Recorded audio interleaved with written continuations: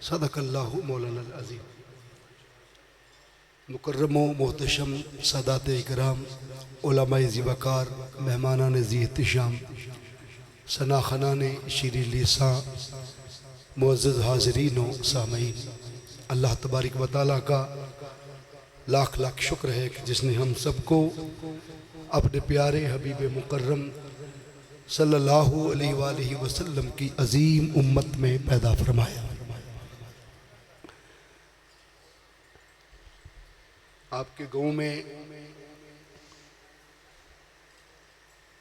मैं एक जनाजा पढ़ाने के लिए हाजिर हुआ था, तो वहाँ इमाम साहब ने मुझसे टाइम ले लिया था और फिर ख़त्म पाक पे बाकायदा उसकी हो गई थी। तो मैं मुसलसल सफ़र पे हूँ, मलकवाल से फिर बुसाल में थे, मंडी बाउद्दीन, वहाँ से सरगोदा, फिर जंग अकड़िया वाला सैयद नजम शाह साहब थे मेरे साथ, सैयद नजम शाह साहब। तो वहाँ से फिर लाहौर, लाहौर से गुजरांवाला भी आपके पास हाजिर हो रहे हैं। और किबला शाह साहब तो हमेशा सरपरस्ती फरमाते रहे हैं, और इनके बुज़ुर्ग सैयद सखी शाह साहब रहमतुल्लाह दामत बरकातुम, अल्लाह ताला उनको मज़ीद तरक्कियाँ अता फरमाए। उनकी सरपरस्ती, उनकी हमेशा सरपरस्ती रहती और दुआएं रहती हैं हमारे लिए। तो एक ख़ास बात आपके लिए पेश करनी है। अल्लाह रब्बुल इज़्ज़त ने फरमाया फ़स्अलू अहला ज़िक्र। बेटा इसको सादा करना, बिल्कुल सादा कर, बस पूछ लिया करो अहले ज़िक्र से, पूछ लिया करो, बोलिए अहले ज़िक्र से, इन कुंतुम ला तालम, अगर तुम्हें किसी शय का इल्म ना हो, अगर तुम्हें किसी शय का इल्म ना हो तो अहले जिक्र से पूछ लिया करो। ये तर्जुमे में ही पूरा मौजू है। हालांकि दुनिया का कायदा इसके बरक्स है। दुनिया का कायदा ये है कि इल्म की बात हमेशा अहले इल्म से पूछी जाती है। इल्म की बात बोली हमेशा अहले इल्म से। अल्लाह फरमा रहे हैं इल्म की बात भी अहले जिक्र से पूछो। किन से पूछो? अहले जिक्र से। कुरान हिफ्ज करना हो तो किसी हाफिज़ कुरान से करते हैं, किरात के कायदे सीखने हो तो किसी अच्छे कारी साहब से सीखते हैं, तफसीर पढ़नी हो तो किसी मुफस्सिर से, तर्जुमा सीखना हो तो किसी मुतरजिम से, फ़िक़ह का मसला पूछना हो तो किसी फ़कीह से। आप गोश्त वाली दुकान पे चले जाएं और उसे कहें कि 1 दर्जन अंडे दे दे, मिल जाएंगे ना आपको जी। अगर अंडों वाली दुकान पे चले जाएं, उसे कहें 1 किलो भिंडियाँ दे दे, तो मिल जाएंगी। हर दुकान की स्पेशलिटी होती है और हर सब्जेक्ट की भी स्पेशलिटी होती है। आपने पौधों के बारे इल्म जानना है तो आप उसके पास चले जाएं जिसके पास MSc ज़ूलॉजी का इल्म है, वो कहेगा मैं जानवरों का इल्म जानता हूँ। जिसने MSc बॉटनी किया है वो सब्जेक्ट स्पेशलिस्ट है, आप उसके पास जाएं। आपने बच्चे को लेके जाना हो तो बेशक हॉस्पिटल का MS बैठा हो, आप उसके पास नहीं लेके जाते, आप जाके पूछेंगे कि यहाँ चाइल्ड स्पेशलिस्ट है, क्योंकि बच्चे को चाइल्ड स्पेशलिस्ट से दिखाना है। तो हर शोबे की स्पेशलिटी है। आज तक तो ये सुनते आए थे कि इल्म की बात अहले इल्म से पूछी जाती है, लेकिन अल्लाह फरमा रहा है इन कुंतुम ला तालमून, अगर किसी शय का इल्म ना हो तो अहले जिक्र से पूछो। किन से पूछो? बोलिए अहले जिक्र से। इसका मतलब ये हुआ कि अल्लाह के यहाँ अहले इल्म होने में और अहले जिक्र होने में कोई फर्क है। क्या बात है। हालांकि सादा सी बात थी, बात इल्म की थी। अल्लाह फरमा देता फस्अलू अहलल इल्म इन कुंतुम ला तालमून, अगर किसी शय का इल्म ना हो तो अहले इल्म से पूछो। उसने फसअलू अहलल इल्म नहीं फरमाया, फसअलू अहलल ज़िक्र, अहले ज़िक्र से पूछो। क्यों? इसलिए कि अल्लाह नदी नालों के पास नहीं भेजना चाहता, ठाठे मारते हुए समंदर के पास भेजना चाहता। अल्लाह नहीं चाहता कि तुम सब कुछ पूछ के भी अहले रैब, अहले शक रहो। अल्लाह तुम्हें यकीन के दर्जे पर पहुंचाना चाहता है, तुम्हें लारैब इल्म से माला माल करना चाहता है। अहले इल्म में और अहले जिक्र में क्या फ़र्क होता है कि अल्लाह ने इल्म के लिए अहले जिक्र के पास भेजा। उमूम व खुसूस की निस्बत यहाँ पाई जाती है। कुछ ऐसी बातें होंगी जो आपके सर से ऊपर से उतरेंगी, लेकिन शाह साहब की खिदमत में सबकन पेश करूँगा, सिर्फ इसलिए कि सबक सुना रहा हूँ। शाह साहब, सादात को सुनाया नहीं जाता, उनसे सुना समझा जाता है। बात ख़ास है कि अहले इल्म में और अहले ज़िक्र में एक बुनियादी फ़र्क है। इल्म मंतक की 4 निस्बतें हैं, उनमें से एक निस्बत उमूम व खुसूस की। यहाँ उमूम व खुसूस की निस्बत पाई जा रही है, और वो ये है कि हर आलिम वली नहीं होता। हर आलिम बोलो वली नहीं होता, लेकिन हर वली आलिम होता है। हर अहले अक्ल अहले जुनू नहीं होता, लेकिन हर अहले इश्क अहले अक्ल होता है। हर मुस्लिम मर्द मोमिन नहीं होता, लेकिन हर मोमिन मुस्लिम जरूर होता है। इसी उसूल के तहत हर नबी रसूल नहीं होता, लेकिन हर रसूल नबी होता है। हर अहले इल्म अहले जिक्र नहीं होता, लेकिन हर अहले जिक्र अहले इल्म जरूर होता है। अल्लाह रब्बुल इज्जत ने हमें नदी नालों नहर दरिया के पास नहीं भेजा, क्योंकि समंदर कभी नदी नालों में नहीं गिरते, लेकिन नदी नाले नहरें दरिया बोलो सब समंदर में गिर जाते हैं। अहले जिक्र के पास भेजा। अब आप पूछेंगे क्या फ़र्क हो सकता है अहले इल्म में और अहले जिक्र में? अहले इल्म जो कुछ आफाक में है ना, उसकी खबर देते हैं। सितारों का इल्म, सैयारों का इल्म, चांद का, कोई इल्म नजूम का है, कोई पौधों के बारे है, कोई ज़मीन की तह में, कोई मैग्नेट पावर के बारे, कोई मरकज़ शकल के बारे, कोई मुरीख मुश्तरी की खबर दे रहा है, कोई स्पीड ऑफ द लाइट बता रहा है, कोई चांद और सूरज पे जाने की बातें कर रहा है। अहले इल्म आफाक में गुम रहते हैं। अल्लाह ने उनके पास नहीं भेजा जो खुद गुम रहते हैं, अल्लाह ने उनके पास भेजा है। अहले जिक्र वो हैं जिनमें आफाक गुम हो जाते हैं। दिल के आईने में है तस्वीर यार, जब जरा गर्दन झुकाई देख लिया। वो खुदा को मन में रखते हैं, कायनात तो शायद कोई नहीं। इसलिए अल्लाह ने अहले इल्म के पास नहीं भेजा, बल्कि अहले जिक्र, जरा बोलिए, अहले जिक्र के पास भेजा। एक और फर्क सुन लें, अहले इल्म और अहले जिक्र। What is the difference between two personalities, identities and two dignities? क्या शख्सियात में फर्क है? अहले इल्म मंजिल का पता बताते हैं। रोज उलमा से, खुतबा से आप सुनते हैं ये रास्ता जहन्नुम को जा रहा है, ये जन्नत को जा रहा है। नहीं, ये रास्ता जहन्नुम को जा रहा है, ये जन्नत को जा रहा है।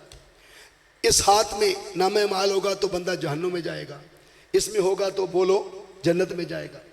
रोज उलमा से आप मंजिल का पता पूछते हैं, तो अहले इल्म मंजिल का पता बताते हैं, अहले ज़िक्र बताते नहीं, आने वाले साइल का बाजू पकड़ के मंजिल पर पहुंचा देते हैं।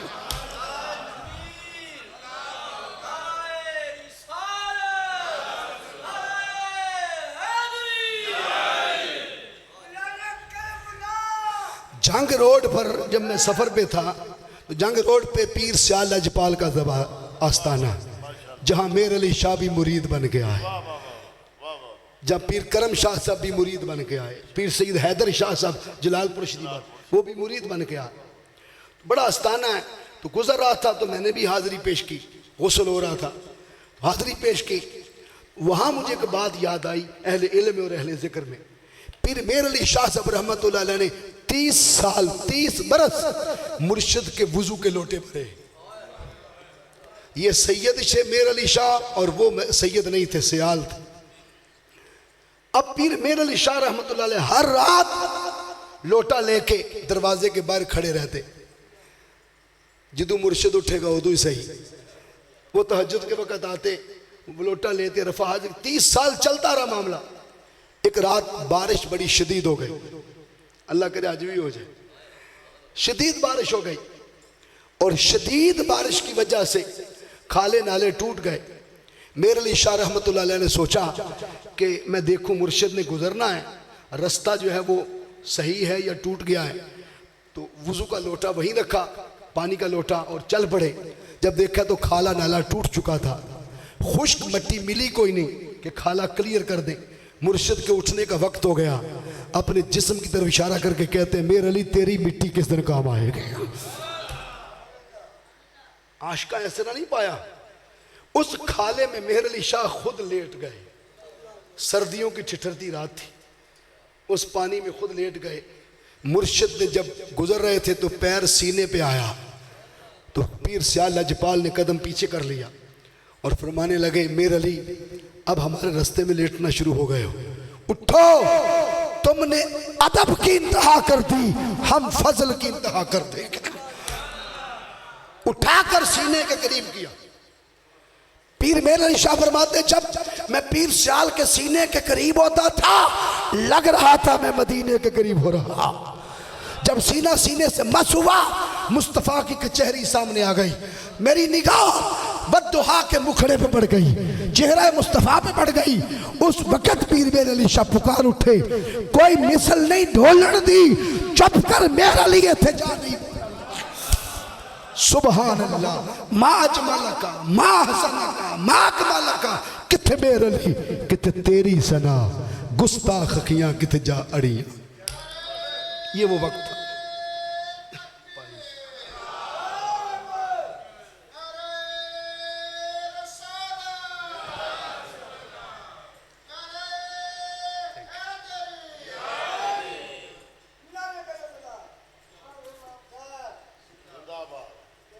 हाज़रीन, ये है अहले ज़िक्र, ये है अहले ज़िक्र। अहले इल्म में और अहले ज़िक्र में एक फ़र्क और सुन लें। अहले इल्म किताबों से पढ़कर या किसी से सुनकर महबूब की खबर देते हैं कि मैंने पढ़ा है बद्दुहा का मुखड़ा ऐसे है, मैंने सुना है वल्लैल की जुल्फ़ें ऐसी, अलम नशरा का सीना ऐसे है, ये दुल्ला वाले गोरे गोरे हाथ मुबारक ऐसे हैं।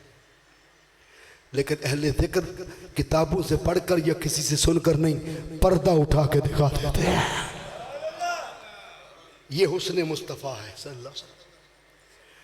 अहले ज़िक्र कौन है तब पूरी समझ आएगी, पहले ज़िक्र का पता होगा। ज़िक्र के 48 माने हैं। कितने? कुरान और हदीस में 48 माने। ज़िक्र का एक माना है नसीहत।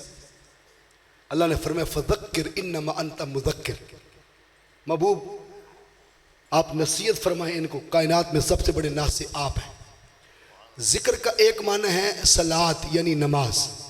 अल्लाह ने फरमाया व अक़िमिस सलात लिज़िक्री, मेरे ज़िक्र के लिए नमाज कायम करो। ज़िक्र का एक माना है सलातुल जुमा। करबला के दिन भी 10 मुहर्रम जुमे को थी, इस साल भी 10 मुहर्रम जुमे को आई। ज़िक्र का माना है सलातुल जुमा।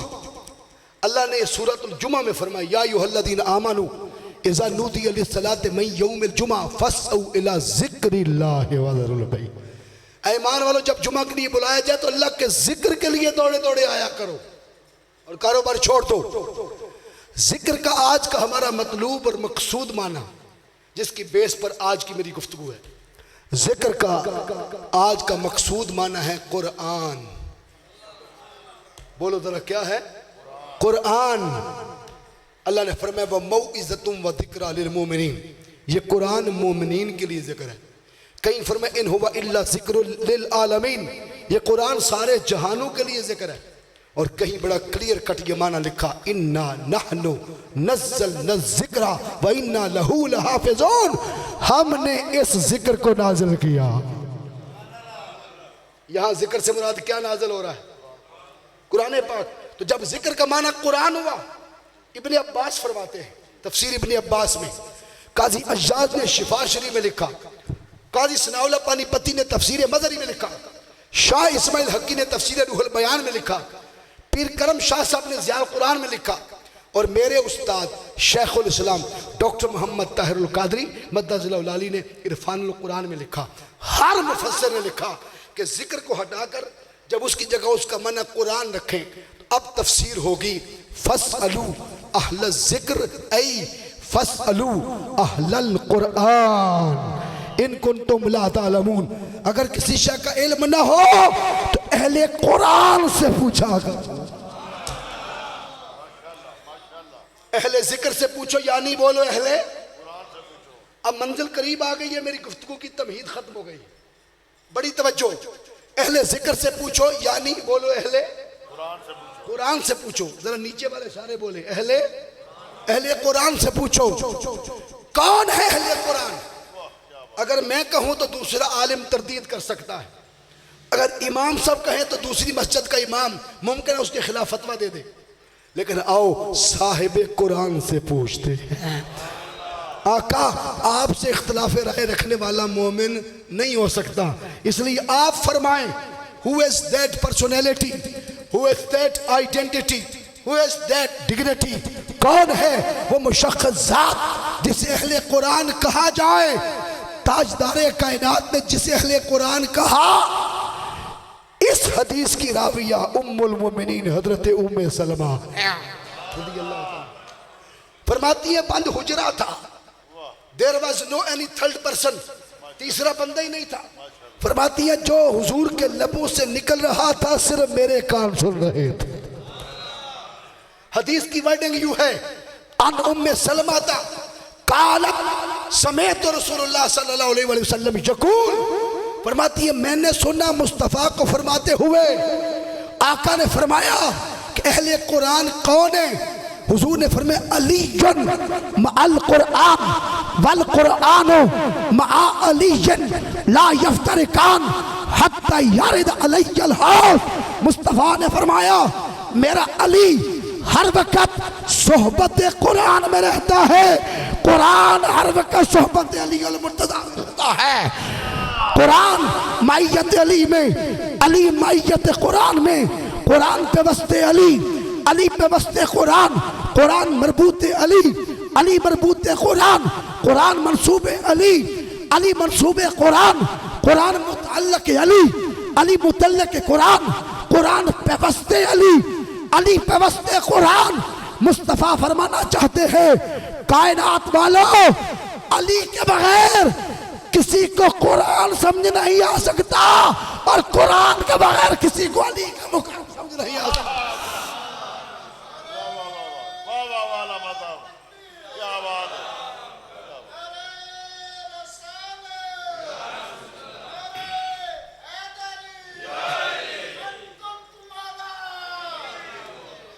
कुरान अली से पेवस्त, अली कुरान से पेवस्त, और कब तक माइयत और जोड़ में जुड़े रहे?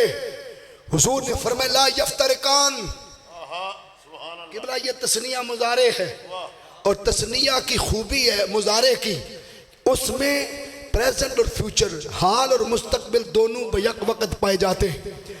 माना यह है कि ये कभी जुदा नहीं होते और कभी जुदा नहीं होंगे। ये इबारतुन नस है, इसमें कि इशारतुन नस है। इशारतुन नस ये है कि हम में से कोई जुदा हो सकता है। इमाम ने मुसल्ला छोड़ा, कुरान से जुदा हो गया। हाफिज रमजानी हो गया, कुरान से जुदा हो गया। कारी दुरुस्त कुरान पढ़ना छोड़ गया, कुरान से जुदा हो गया। हम पे हुस्न वाजिब हो गया, कुरान से जुदा हो गए। हम सो गए, कुरान से जुदा हो गए। अरे आज कोई कटता है, कोई जुड़ता है, कोई कटता है, कोई जुड़ता है, मगर फॉरएवर जो कभी नहीं कटता हालत जनाबत में भी अली कुरान के साथ,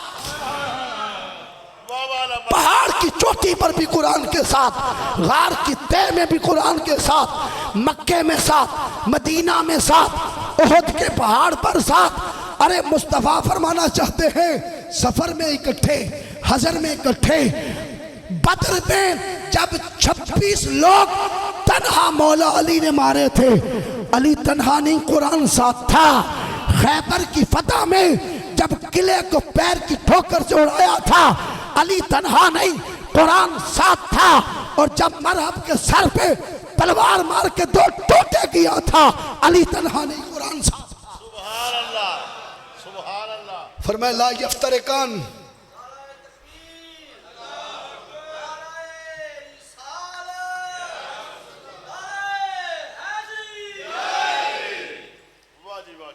ये कभी जुदा नहीं होंगे,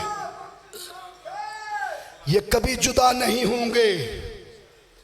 कुरान मौला अली से और मौला अली बोलो कुरान से कभी जुदा नहीं होंगे। कब तक? हम कुल में 10वें में चेल कुरान पढ़ के मैयत को भेजते हैं कब्र में, क्योंकि वहां उनके पास कुरान नहीं, हम यहां से भेजते हैं। अली वो है जिसके साथ कुरान लेटा हुआ है।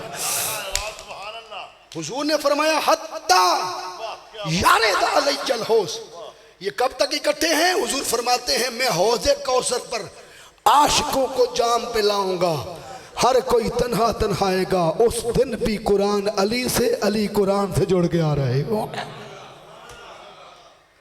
और मैं बात जहां से करबला ले जाना चाहता हूं, इसलिए अब सुनिए जहां ले जाना चाहता था।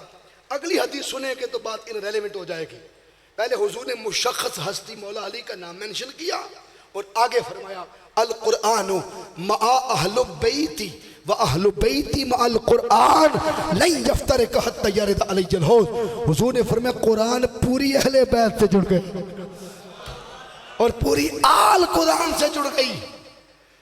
लन यफ्तरिका हुरूफ नवासिब में से जब लई आ जाए तो उसका माना हरगिज, हरगिज की नफी।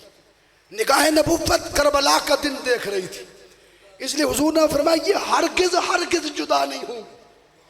ये हरगिज हरगिज क्यों फरमाया?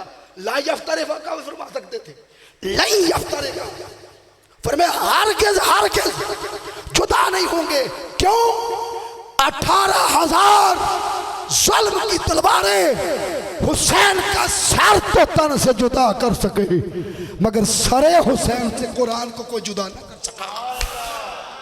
नारे तकबीर, वादा यार बार नहीं बोलो, नारे तकबीर, नारे रिसालत, नारे रिसालत, नारे हैदरी, हुसैनियत, यजीदियत। लोग समझे जब मदीने से 72 वजूद निकले तो लोगों ने सोचा और कोई साथ क्यों नहीं गया? कुरान बोला मैं साथ हूं। जब मक्के पहुंचे काबे का तवाफ हो रहा था, कुरान साथ। जब हुसैन उम्मत की खातिर मजलूमों, महकूमों, मजबूरों, दुखियों, बेकसों, नातवाओं, कमजोरों को बचाने के लिए अपना हिराम खोल के कहा हज फिर से ही उम्मत को बचाना फर्ज हो गया है। जब चले कुरान साथ था। मक्के के मुफ्तियों ने फतवा दिया कि हुसैन और आपके खानदान पर दम पड़ गया है, क्योंकि हिराम खोल दिया बगैर हज किए। तो दम समझते हैं, दमुन अरबी में खून को कहते हैं, खून बहाना, यानी बकरे ज़िबा करने। ये उनको पड़ गया है। इमाम ने मुफ्तियों को इकट्ठा किया, आपने फरमाया क्या फतवा दिया है?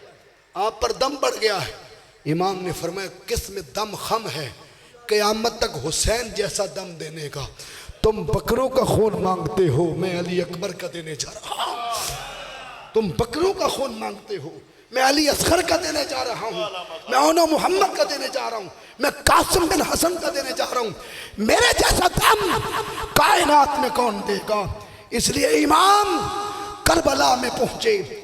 9-10 की रात कुरान की तिलावत की आवाज आती रही, क्योंकि ये अहले कुरान। फजर के बाद इमाम ने फरमाया शहजादो तैयारी कर लो, नाना से मुलाकात का वक्त आ गया। सैयदा ज़ैनब सलामुल अलैहा ने जब ये सुना तो दौड़ के आका हुसैन के पास आई। भाई मैंने सुन लिया कि नाना की बड़ी मुलाकात के लिए शहजादे जाना चाहते हैं, अब शहादतों का वक्त आ गया, अगर आप इजाज़त दे दें तो मैं शहजादों को तैयार कर दूं। इमाम की आंखों में आंसू आ गए। इमाम ने कहा सैयदा ये तो सुना था कि बहनें भाइयों को दूल्हा बनाने के लिए सवार करती और तैयार करती, क्या शहीदों की भी कोई तैयारी होती है? दूल्हे को तो सुरमा लगाना होता है, दूल्हे को तो तैयार करना होता है, लेकिन शहीद की क्या तैयारी है जिसको कफन दफन की जरूरत नहीं, उसकी भी कोई तैयारी है। अर्ज किया नाना से बड़ी मुलाकात है, इनकी जुल्फों में करबला की गर्द पड़ गई है, मैं मदीना पाक से एक लकड़ी की कंगी लाई हूँ, अगर इजाज़त दे तो मैं इनकी जुल्फ से सदार दूँ, इनकी जुल्फों से खाक उतार दूँ, इनके चेहरे की गर्द झाड़ दूँ, इनके कपड़े धो साफ कर दूँ, पानी तो है कोई नहीं, इन्हें तयम्मुम करवा दो, नाना के चेहरे पे निगाह पड़नी है, इसलिए इन्हें तैयार कर दूँ।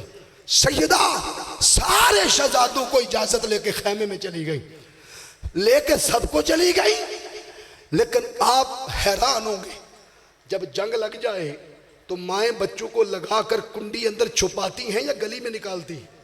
बोलो, छुपाती है ना अपने बच्चों को। बाहर जंग लगी, हालत जंग है, खैमे में सारे शहजादे चले गए। सैयदा तेरी लजपाली, तेरी वफा और तेरी कुर्बानी पर हम कुर्बान हो जाए। सैयदा ज़ैनब सलामुल अलैहा उन शहजादों में से सबसे पहले जिसे तैयार करके मुस्तफ़ा की बारगाह में लेके आई, आका हुसैन की खिदमत में लेके आई और हुजूर की बारगाह में भेजने के लिए, पेश करने के लिए लेके आई, वो इमाम हसन और हुसैन के बच्चे नहीं थे, सैयदा ज़ैनब के अपने छोटे छोटे बच्चे ओनो मोहम्मद थे। सबसे पहले अपने बच्चे लेके आई। हर माँ अपने बच्चे बचाती है, और ये कैसी माँ है जो हुसैन के नाम पर अपने बच्चे को हाती है। पेश करने आई, हुसैन की आंखों में आंसू आ गया। सैयदा बहन भाई के होते हुए बहन के बच्चे मैं कुर्बान करूं? मैं इनका मामा हूं, और माँ दो बार माए मिले तो मामा बंदा, मैं कैसे इन्हें लौटा दूं? ये कमसिन है, मेरा 18 साल अली अकबर खड़ा है, अगर मेरे भाई हसन ने पूछ लिया कि कासिम खड़ा था तो उन्होंने मोहम्मद को क्यों आने दिया, तो मैं भाई को क्या जवाब दूंगा? इसलिए आपके बच्चे नहीं जाएंगे पहले। जब ये बात सैयदा ने सुनी तो हाथ जोड़ दिए, आपको नाना मुस्तफ़ा का वास्ता, पहले मेरे बच्चे जाएंगे। हुसैन से ये वास्ता मोड़ा ना गया। खानदान मुस्तफ़ा में सबसे पहले शहीद होने वाले रेगज़ारे करबला को सुर्ख करने वाले नन्हे मासूम सैयदा ज़ैनब के ओनो मोहम्मद थे। कायनात में भाई कुर्बानियां देते हैं बहनों के लिए, आज बहन कुर्बानी दे गई भाई के लिए। ये तारीख ही अजीब है। हाज़रीन, बारी बारी शहजादे आका हुसैन पेश करते चले गए। जब बारी आई ना इमाम अली अकबर की, 18 साल हम शक्ल रसूल, जब घोड़े पे बिठाया इमाम ने रुख मदीने की तरफ कर लिया। दिल से अर्ज किया, नाना जान आपने एक पुत्र वारा था ना हुसैन पर, हुसैन ने सारी तस्बीह दानों की और औलाद की मोहम्मद पे कुर्बान कर दी है। एक शबीह रसूल बच गया था, वो भी सवार कर दिया। उधर रुख करके आंख में आंसू आ गया। इमाम अली अकबर ने थोड़ी टेढ़ी निगाह के देखा बाबा रो रहे, नीचे उतर आए। बाबा बड़े बड़े जवान गए, मैंने आपको रोते नहीं देखा। अब इसलिए रो रहे कि जिगर का टुकड़ा जा रहा है। अपना 18 साल पुत्र जाता हुआ आपसे उसका नहीं हो सका हौसला। ये बात जानबूझ के कही ताकि हौसला पकड़ ले। जब ये बात कही ना तो आका हुसैन ने फरमाया, शहजादे गलत समझे हो, मैं पुत्र की जुदाई में नहीं रोया, मुझे एक याद ने रुला दिया, और वो याद ये है कि तू हम शक्ल मुस्तफा, जब तेरे रुखसार पे बर्छी चलेगी मुझे तेरा रुखसार नहीं बद्दुहा का मुखड़ा कटा कटा दिखाई देगा। जब तेरी जुल्फों में करबला की रेत पड़ेगी मुझे तेरी नहीं वल्लैल की जुल्फें दिखाई देगी। जब तेरा सीना बर्छी चीरेगी मुझे अलम नशरा का सीना कटा हुआ दिखाई देगा। तेरी याद के पीछे याद मुस्तफ़ा आ गई। इसलिए हुसैन अली अकबर को कैसे भेज सकता था, लेकिन जा तुझे मुस्तफ़ा के नाम पर कुर्बान करता हूँ। इमाम अली अकबर मैदान में उतरे, जौहर दिखाए, 120 यजीदियों के सर कलम करके तन्हा अली अकबर ने जमीन पे फेंके और वासिल जहन्नुम किया। ये शेर धाड़ता था और आवाज देता था, मुझे पहचानो, क्या मेरा चेहरा मुस्तफ़ा से नहीं मिलता? मेरी रगों में खून मुस्तफ़ा है। अरे हुसैन ने नाना के रोजे पर कहा था, नाना आप जुदा हो गए, या मुझे ले जाए या आप वापस आ जाएं। तो मुस्तफ़ा ने फरमाया, हुसैन मैं अली अकबर की सूरत में आ गया हूं। वो सूरत कैसे दे दूं जो मुस्तफ़ा ने अता फरमाई सल्लल्लाहु अलैहि वसल्लम। अली अकबर को कई तीरों ने जख्मी कर दिया। गुलशन रसूल का ये फूल करमला के जब जमीन पे आने लगा तो आवाज दी, या आबता अदरिकनी, बाबा ऊंचे टीले पर ही खड़े रहेंगे, ये अली अकबर के पास आएंगे, आकर थाम ले और आके देख ले 18 साल पुत्र ने नाना के दीन पर कुर्बान होने में कोई कसर बाकी तो नहीं छोड़ी। हुसैन दौड़ के आए, अली अकबर को उठाया तो सीने में बर्छी गड़ चुकी थी। बेटे तेरी कोई आखिरी ख्वाहिश हो? अर्ज किया, बाबा एक ही ख्वाहिश है, अगर एक घूंट पानी का और मिल जाए और ये बर्छी खिंच जाए तो मैं मुस्तफ़ा के दीन पे फिर लड़ूं।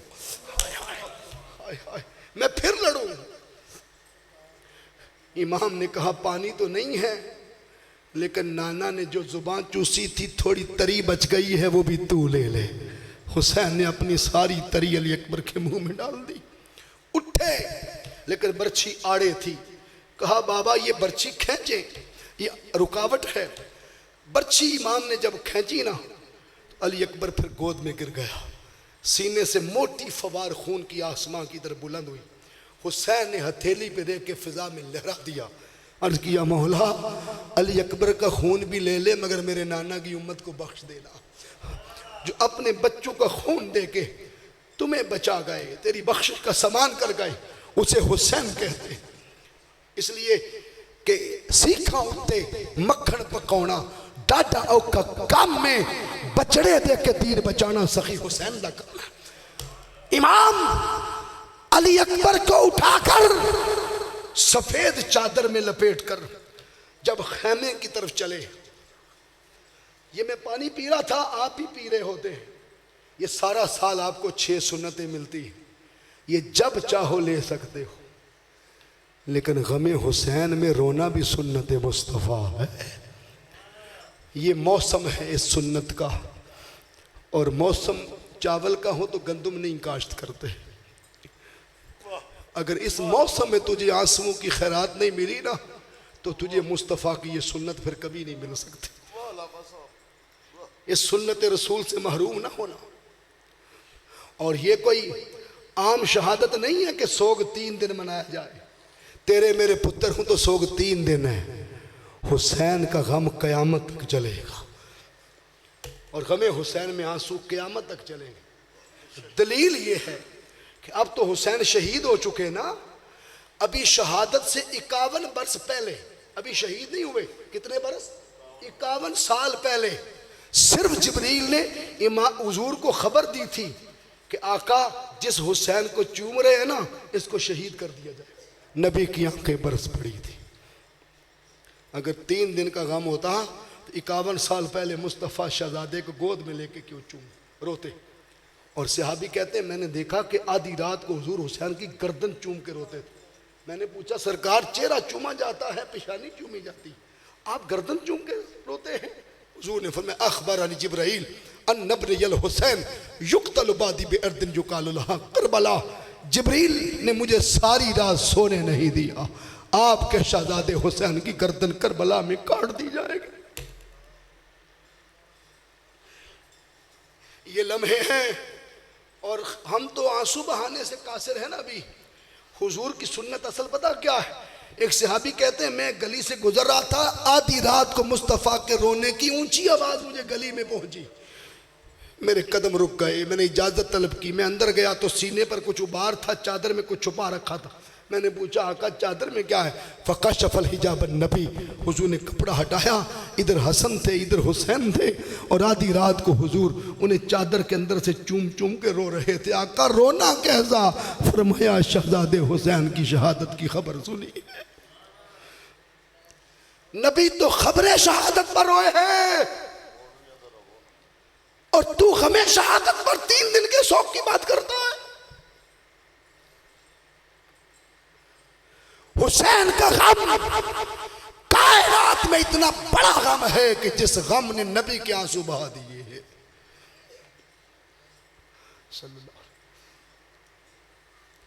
इसलिए मौलवियानापन से निकलो और आशिकों की लिस्ट में दाखिल होना सीखो। आशिक दलीलों के पीछे नहीं पड़ते। बड़ी मजलिस में बुजुर्ग हमारे बाबा जी, इनकी कोई दाढ़ी आके पकड़ना चाहे पकड़ने देंगे, कपड़ा उतारना चाहे बोलो। इन्हों पोतरा दाढ़ी पुटता होना कि नहीं पुटता होना? बोलो तो सही, पोतरे वाले बोलो, पुटते जे? टोपी लांदे सिर तो कोई नहीं। इत्थे लाड नहीं, उत्थे लाड है। जिथे लाड होवे ना उत्थे दलीला नहीं मंगी दी। उत्थे रोजे ते दाढ़ी नाल झाड़ू दे लिए तो क़यामत नहीं हो जाए। मसला इश्क दा, मसला अदब दा। इल्म पीछे रह गया। मैं अहले इल्म की बात नहीं करता, मैं तो अहले जिक्र की बात कर रहा हूं। मैं तो अहले कुरान की बात कर रहा हूं। पानी पी पी के कुरान सुनाना और गल है, 3 दिन प्यासा रह के नेजे ते चढ़ के कुरान सुनाना और गल है। ये नेजे वाली गल इश्क तो बगैर सुनी नहीं जा सकती, ये हजम ही नहीं हो सकती। हाजमे तेज रखो। बात बड़ी काबिल तवज्जो है। आका तो खबरें शहादत सुन के रोए थे, और फिर गली में रोने की आवाज आई। इतनी ऊंची आवाज में हुजूर रोए, और सहाबी कहते हैं मेरे कदम रुक गए। अली अकबर को उठाकर जब आका हुसैन ला रहे थे ना, तो दोनों कदम रेगजारे करबला पर अली अकबर के लग रहे थे। यूं लगता था हक और बातिल की लकीर अली अकबर खींच गया है, और घुटने सीधे नहीं होते थे इमाम के। 56 वर्ष के जो बुजुर्ग बैठे हैं वो मुझे बताएं कि इस गढ़ कलां की गली में अपने एक जवान पुत्र की लाश उठा के दिखा दे। 56 वर्ष के बुढ़ापे में एक पुत्र की लाश उठा के फिरे, और कोई दरवाजा खोल के ये भी ना पूछे तेरे पुत्र का कसूर क्या था। फिर मैं देखता हूं तेरा दर्द कहां है, तेरे आंसू रुकते हैं। हुसैन ने 6 घंटों में 71 वजूद उठाए थे। और जब अली अकबर को उठा के चले ना, इमाम हाकिम ने अल मुस्तदरक में लिखा, इब्ने असाकिर को पढ़े, अल बिदाया वन निहाया पढ़े, अहले सुन्नत की कुतुब पढ़े। किताबें सिर्फ छतियों के लिए नहीं है, पढ़ने के लिए पढ़िए। मुअर्रिख कहते हैं जब अली अकबर को लेने गए थे तो सारे बाल काले थे, उठा के खैमे की तरफ चले तो आने वाहिद में हुसैन के सारे बाल सफेद हो गए। गए थे तो जवान लगते थे, लौटे थे तो बूढ़े लगते थे। गर्दा उड़ा हुआ था। इमाम की 4 साला बेटी सईदा सुकैना खैमे में हुसैन को ढूंढ रही हैं, मेरे बाबा कहाँ? आप अपनी वो उम्र याद करें जब आपकी बेटी 3-4 साल की थी। आप साइकिल पर, मोटरसाइकिल पर टली बजाते थे तो आपका दरवाज़ा वो 4 साला बेटी खोलती थी। उसे उम्मीद होती थी मेरे बाबा को टिक्की टाफ़ी को सलांटी मेरे लिए लाए हैं, और आप भी जेब में डाल के लाते थे। हुसैन की करबला में सुकैना बाबा को ढूंढ रही थी। 3 दिन की प्यास शिद्दत में थी कि शायद मेरे लिए को थोड़ा पानी बाबा लेके आ रहे होंगे।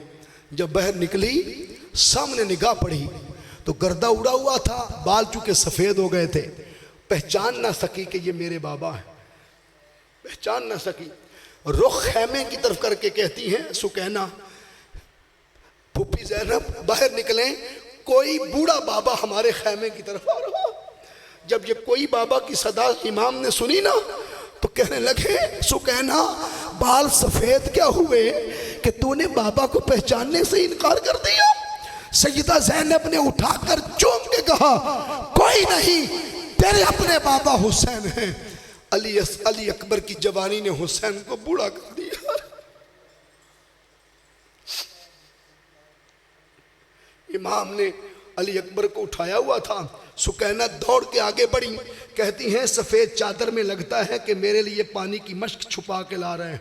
फ़क़ा शफल हिजाबल हुसैन, इमाम ने चादर हटाई तो वो पानी की मश्क नहीं थी, मुस्तफ़ा का खून था। अली अकबर की जवानी थी। कटा हुआ सर देखकर और बर्छी सीने में चुभी देखकर कहती हैं, भाई थोड़ी देर पहले कह रहे थे मैं आपको लोरियां देता हूं कंधे पे, और अब खुद बाबा के झूले झूल रहे हैं हाथों में। इमाम हुसैन ने फरमाया, मेरे अली अकबर को माफ़ कर देना, हुसैन की तरफ से मैं कंधों पे बिठा के तुझे लोरियां दे देता हूँ। अली अकबर का वादा हुसैन पूरे कर रहे हैं, बल्कि मैं कह दूँ नाना का वादा भी हुसैन पूरे कर दे हैं, खुदा का वादा भी हुसैन पूरे कर रहा है, नबी की सारी उम्मत का वादा भी हुसैन पूरा कर रहा है।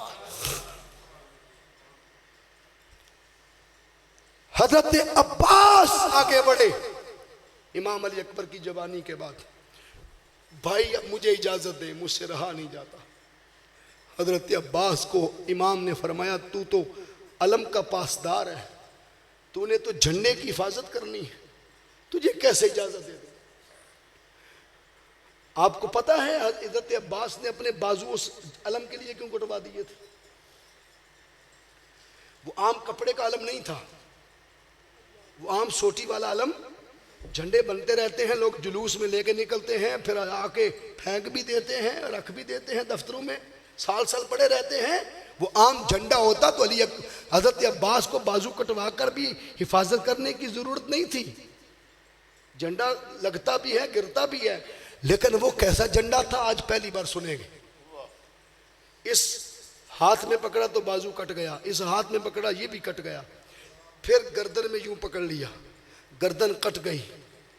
फिर हजरत अब्बास ने थोड़ा सा यहाँ बाजू का हिस्सा बच गया था, यहाँ रख के घुटने लगा के शहादत हो चुकी है, लेकिन अलम को गिरने नहीं दिया। मैं आज के अलम की बात नहीं कर रहा, मैं अलम अब्बास की बात कर रहा हूं। इतनी हिफाजत, गर्दन देख के भी अलम नीचे नहीं आया, बाजू कटवा के भी अलम नीचे नहीं आया। उस अलम में था क्या, आज पहली बार सुनो। तहज्जुद के टाइम हजरत अब्बास को मौला अली ने मांगा था, खुद तरबियत और ट्रेनिंग की थी, नेजाबाजी तलवार खुद सिखाई थी, और 14 साल की उम्र में आपको सानी हैदर का टाइटल अता कर दिया गया था। ये वो अब्बास थे जिन्हें अलम की हिफाजत जान दे के भी इसलिए की कि ये अलम आम अलम नहीं था, ये वो अलम था जो मुस्तफा ने अली शेर खुदा को खैबर की फतह के लिए दिया था, और अली ने हजरत अब्बास को करबला में अता किया था।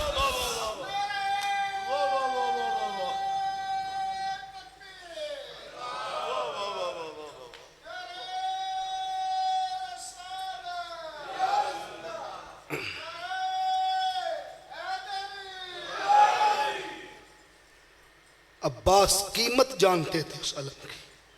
ये अलम अली है, अलम अली अलम मुस्तफ़ा है। इस अलम के लिए सहाबा को रात भर नींद नहीं आई थी, सोए नहीं थे कि सुबह किसको हुजूर अलम पकड़ाएंगे, खैबर की फतह किसके हाथों मुकद्दर है। इसलिए मुहाफ़ज़त हो रही थी। हर एक के पीछे राज है, उस राज तक पहुंचना पड़ता है। हाज़रीन, जब हजरत अब्बास भी शहीद हो गए ना, तो फिर आका हुसैन अपने जुल्जना की तरफ बढ़े। जब दौड़ के घोड़े की तरफ गए तो सैयदा ज़ैनब भी दौड़ के बाग पकड़ ली घोड़े की। जब बाग पकड़ ली ना तो इमाम की आंखों में आंसू आ गया। इमाम ने फरमाया, सैयदा अब शहीद होने के लिए मुझे तुम सवार करोगी?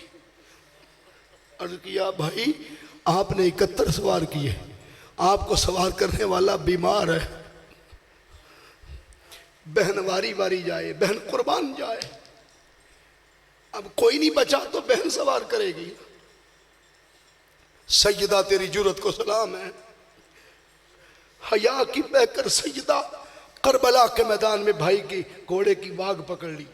इमाम ने फरमाया बहनें दूल्हा बनाने वाले भाइयों की वाग पकड़ती हैं, फिर उन्हें लाग मिलता है। आपके इलाके में सुरमा डलवाई और जूता छुपाई और वाग पकड़ाई और गाड़ी बिठाई, को लाग है? कोई नहीं। होते हैं। इमाम ने पूछा अच्छा वाग पकड़ाई क्या लोगी? भाई से जाते जाते कुछ ले लो, तेरा लाग क्या है? मेरी जेबें खाली हैं, मालूम नहीं मैं ना दे सकूं। सैयदा ने अर्ज किया दिरहम और दिनार नहीं चाहिए, वाग पकड़ाई जरूर लूंगी। आज मेरी वाग पकड़ाई यानी लाग ये है कि आज रकाब में पांव रख के सवार ना हूं।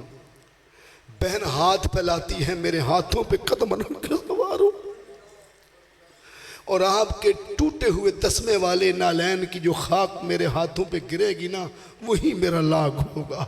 मैं उसके सहारे जी लूंगी।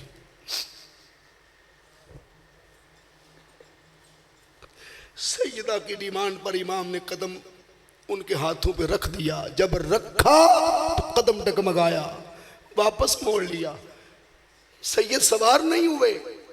कहा शहजादी मुझे एक बात याद आ गई। मैं कदम रोक लिया। सबसे बड़ा वफादार मुहाफिज अब्बास भी शहीद हो गया। थोड़ी देर बाद मैं तो आया ही शहादत के लिए हूं। मुस्तफ़ा ने खुशखबरी दे दी थी, बशारत दे दी थी। अगर मैं भी चला गया तो जवान बहन को किसके सपुर्द छोड़े जा रहा हूं, इस याद ने मेरे कदम रोक लिए। तेरी हिफाजत कौन करेगा? जब सईदा ने देखा ना कि मेरे भाई के कदम मेरी वजह से रुक रहे हैं, तो भाई का दिल बढ़ाने के लिए पता क्या आवाज की? कहा मेरी इज्जत की हिफाजत की परवाह न करे, मैं शेरे खुदा की बेटी हूं, मैं हैदर करार की बेटी हूं। अपनी इज्जत की हिफाजत करना जानती हूं, बल्कि मैंने तो कयामत तक की बेटियों को इज्जत से जीना सिखाना है, खुददारी सिखानी है, जुर्रत सिखानी है। रावी कहते हैं जब यजीद जहन्नुम के कुत्ते के दरबार में सैयदा बोलती थी, यूं लगता था शेरे खुदा बोल रहा है। उनके दिल कांपते थे जब सैयदा बोलती थी। सैयदा ने फरमाया यजीद तू समझा कि शायद खानवादे रसूल के सर लेके तू जीत गया। अब ये जुमला बोला था तो अजान की आवाज आ गई। जब अशहदु अन्ना मुहम्मद रसूलुल्लाह नाम आया ना, तो सैयदा ने फरमाया देख हम जीत गए, तू हार गया। तू सर लेके भी तेरा नाम लेने वाला कोई नहीं, सर कटा के भी हुसैन नाना का नाम जिंदा कर गया। खुदा की कसम तेरी ये मस्जिद ना होती, ना अजान होती, ना नमाजें होती, अगर हुसैन ने नामे मुस्तफ़ा पर गर्दन कटाई ना होती। ये सब सदका हुसैन का। हुसैन का रास्ता छोड़कर ले जो अपनी मस्जिदें, वो मस्जिदें भी जहन्नुम रसीद होगी जिसमें हुसैन नहीं, जिसमें मौला अली नहीं। वो मस्जिद ज़रार क्या थी? वो मुनाफिक मौला अली और हुजूर की अहले बैत के खिलाफ प्रोपेगेंडा करते थे, जिसको अल्लाह ने फरमाया महबूब जला दो। वो मस्जिद नहीं जहां अली ना हो, जहां हसन ना हो, जहां हुसैन ना हो। बुखारी शरीफ की हदीस मैंने पढ़ी, मेरे रोंगटे खड़े हुए। हुजूर ने फरमाया क़यामत तक मेरी उम्मत में लोग आएंगे जो कुरान बड़ी कसरत से पढ़ेंगे मगर हलक से नीचे नहीं उतरेगा। कुरान नूर है, हलक में क्यों फंस गया? फंसने वाली शाही नहीं कुरान, वो तो लतीफ है। लुकमा फंस सकता था, कुरान क्यों फंसे? हुजूर ने रुक गया कुरान। बुखारी की हदीस है, शारहीन हदीस लिखते हैं कुरान कहता है मैं नूर हूँ, मेरा जुल्मत से जोड़ नहीं, मेरा अंधेरे से जोड़ नहीं। कुरान हल्क में बैठ के अंदर झांक के देखता है इसके सीने में नबी की अहले बैत है कि नहीं है। हो तो उतर जाता है, ना हो तो कुरान भी नहीं उतरता। इसलिए हुजूर ने फरमाया तरक्तु फीकुम सकलैन, मैं तुम्हारे अंदर दो वजनी चीजें छोड़े जा रहा हूँ, एक कुरान और एक अहले बैत। किसी शहर मैं वजनी कमा गल हो रहे, जिन्होंने नबियां दा इमाम वजनी कवे गल हो रहे। हुजूर ने हाथ से चांद तो टुकड़े करके गिराया, नहीं फरमाया चांद बड़ा वजनी था। सूरज उठाया हाथ से, जमीन से लाखों गुना बड़ा सूरज उठाकर नहीं फरमाया बड़ा वजनी था। हसनैन को उठा के फरमाया बड़े वजनी जी, इनको लाइट ना लेना, मेरे भी बच्चे ने, इन्हों के भी बच्चे ने, तो खैर है बराबर है। यजीद भी शहजादा सी, ते भी शहजादे सन। पागल हो गया, तेन पागल कुत्ते बड़े। हुसैन के मुकाबले में उसे शहजादा बना के खड़ा कर रहे हो, वो तो जहन्नम का कुत्ता है।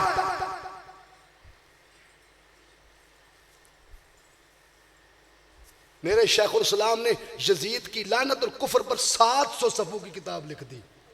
कुरान और हदीस से साबित किया कि ये काफिर भी है, लानती भी।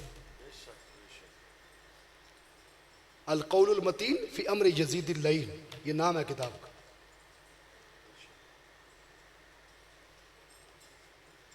तुसी फड़ फड़ के उन्होंने फिर मिंबर ते बांधे हो गए। एडा ही चंगा होंदा यजीद, ओदा पुत्र क्यों पैर दी ठोकर मारदा? उन्हें कहा मैं अब्बे ते तख्त नहीं बैठना जेड़ा खानवादे रसूल दे खून नाल रंगीन होया। पुत्र दी मान लो, हाँ ओदे पुत्र दी मान लो, जे तुसी ओदे पुत्र हो तो। जेड़ा ओदा पुत्र है यजीद दा, वो भी तख्त नूं रद गया है, तो तू एडा ही लाडला पुत्र है।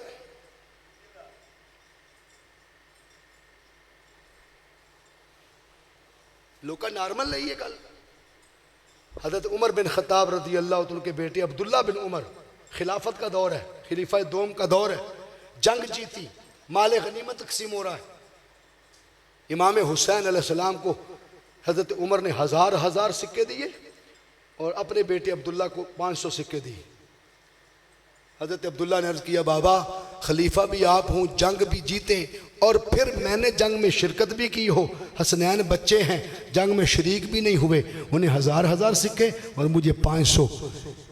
उमर बिन खत्ताब रज़ी अल्लाह ने अपने बेटे अब्दुल्ला को सामने बिठा लिया और हसनैन को गोद में बिठा लिया, जान के विखाया भाई तेरा मुकाम होते हुए इन्हों का इत्थे। गोद में बिठा के चूम के फरमाया, अब्दुल्ला तुझे भी 1000 सिक्के दूंगा, पहले इनकी अम्मा जैसी अम्मा लेके आ, इनके बाबा जैसा बाबा लेके आ, इनके नाना जैसा नाना लेके आ, अगर नहीं है तो चुप कर जा। नारे रिसालत, नारे हैदरी, हुसैनियत, यजीदियत, वाला मत जावा। देखो 12 बजे थोड़े बज गए, ठीक है, असी मुसलसल सफर ते हाँ, तो पसीना साडा इत्थे बहन तो पहले निकल जाना, तो तुहाडा इन्ना जोर वेख के तो मैनू बड़ी हैरत हुई है। सैयदजादा नारा लाए, तो नारा लाए उस हुसैन का जिन्हें खैबर नूं ते किसे कदे करबला नूं ला के रख दिता। तो नारा तुसी एडा मदम लाओ, हुसैन के जिक्र च एडा नारा मदम नहीं चाहिए। अगर हुसैनियत जिंदाबाद कहने जी तो मुर्दे हार ना कहो।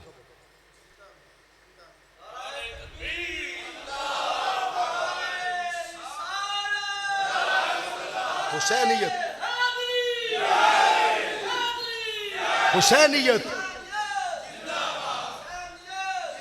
बाजू खड़ा करे, हुसैनियत, हुसैनियत, यजीदियत, यजीदियत। क़यामत वाले दिन मुंह नहीं जमाना इमाम हुसैन, इतने सियासतदान आ जाते नारे लाला नहीं थकते, तो जिथे लाना चाहिए वो तो कन्नी कितराते फिरते। हादरीन, बात काबिल तवज्जो है और वो ये है कि जब करबला में इमाम घोड़े की तरफ चले गए और बाग पकड़ाई हो गई और इमाम सवार हो गए, इमाम ने 3 मरतबा पैर की ठोकर मारी, लेकिन घोड़ा आगे नहीं गया। यह अहले सुन्नत की कुतुब में है। पूछा, घोड़े मेरे इशारे से चलते थे, तुझे क्या हुआ? मैंने लगाम खींची नहीं दौड़ा, पैर की ठोकर मारी नहीं चला। आज लोग सोच रहे होंगे क्या घोड़ा कलाम करता है? मैं आज के घोड़ों की बात ही नहीं कर रहा, मैं जुल्जनाए हुसैन की बात कर रहा हूँ। अगर साबे कहफ का कुत्ता वलियों से बात कर सकता है तो घोड़ा हुसैन की बात क्यों नहीं सुन सकता?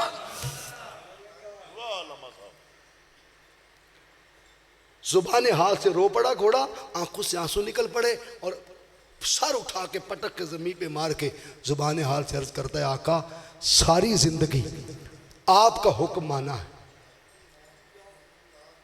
आज इजाजत दे दे उसका हुक्म मान लो जो मेरी टांगे पकड़ के खड़ी।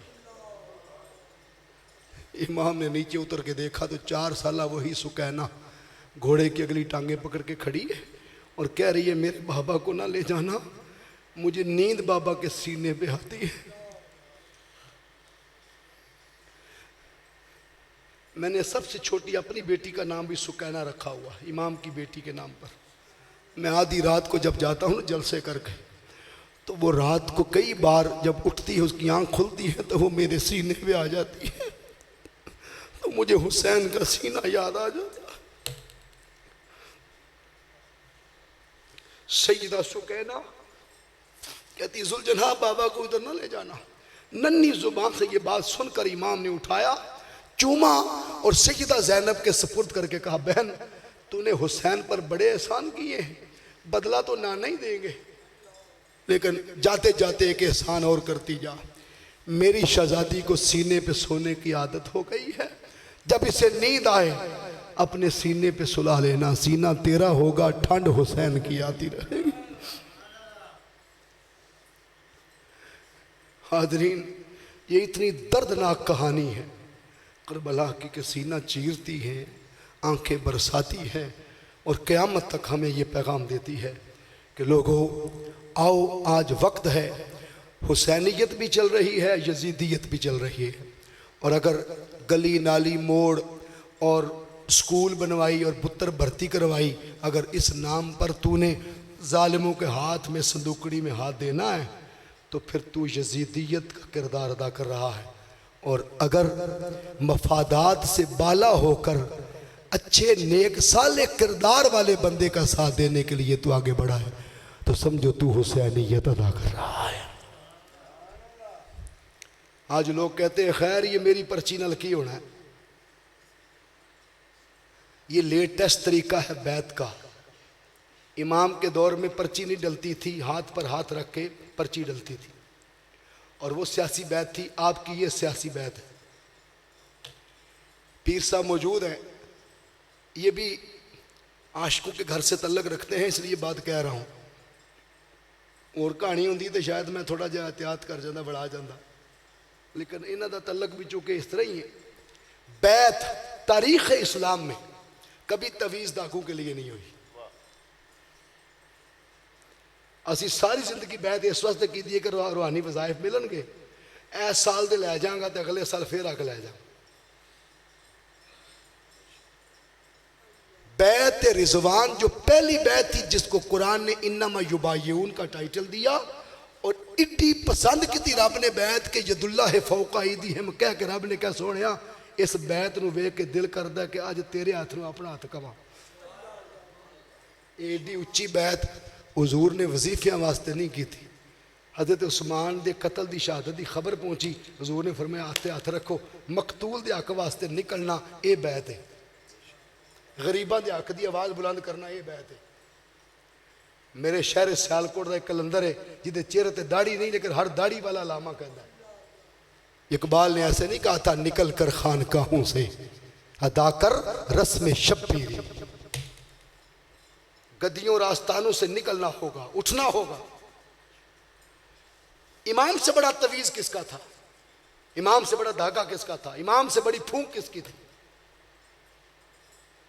चाहते तो मस्जिद नबी में बैठ के फैज जारी रखते, मुसल्ला छोड़ा, मिंबर छोड़ा, मसनद रसूल छोड़ी, गद्दी छोड़ी, अपना हाथ छोड़ा।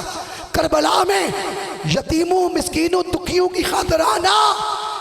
पीरों के बादशाह ने बताया पीर वो होता है जो मोहम्मद की उम्मत को बचाने के लिए मैदान में आता है। ये पैगाम है।